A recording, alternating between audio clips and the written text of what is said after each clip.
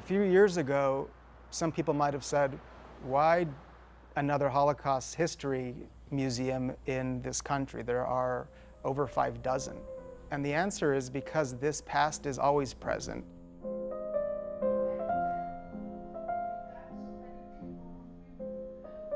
The dichotomy between past and present should be collapsed to understand that things don't happen in exactly the same way, but these forces that have been part of human history forever are still with us. We've developed it with a very particular sort of curatorial ethic, which is to present people as whole individuals beyond their persecution at a given time and place. When you walk in here, something happens, whether you're Jewish or not, it doesn't really matter.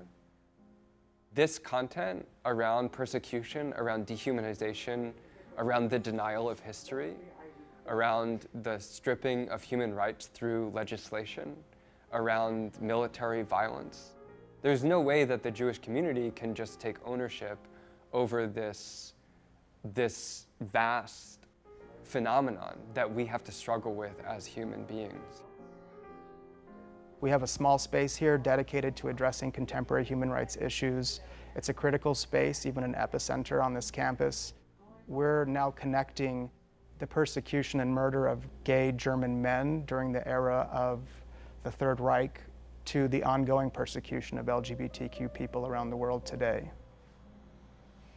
It's stunning.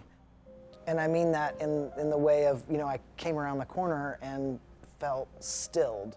Partially just to see trans and LGBT and queer people represented with so much care. And to know that part of the reason we have to have this particular exhibit is because the violence is not historical, but is ongoing. It's titled Invisibility and Resistance, and we're intentionally countering the marginalization of LGBTQ people by making visible their histories, identities, and lived realities today. Invisibility and resistance is something that is in conversation with everything else that's occurring in the Holocaust History Center. This was a true community collaboration, and I was truly just one small part of it. I'm transgender. Documenting and being aware of the violence that is pervasive in the LGBT community has been a part of my life for a long time, and it's why I was brought into this project. Well, I identify as trans. I also identify as genderqueer.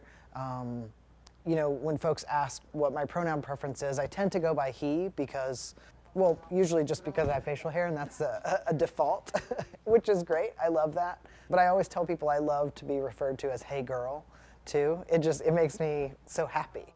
Things to keep in mind is that in 10 nations across the world, being LGBT is punishable by death.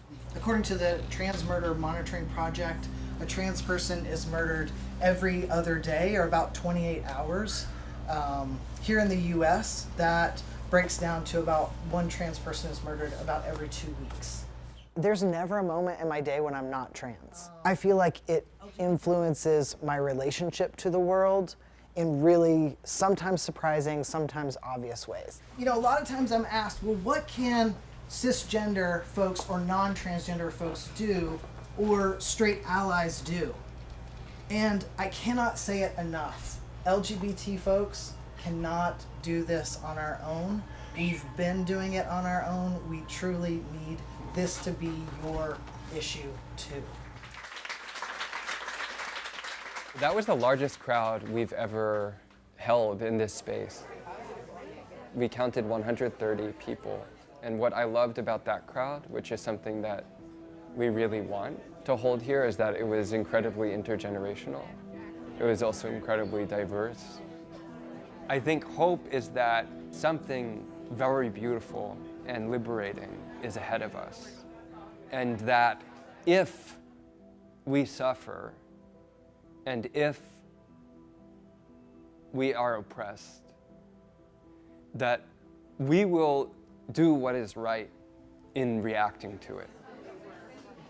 The more I learned about history and the ways that trans people and queer people have existed and have found ways to live with a lot of like resilience and resistance is, to me, incredible cause for hope.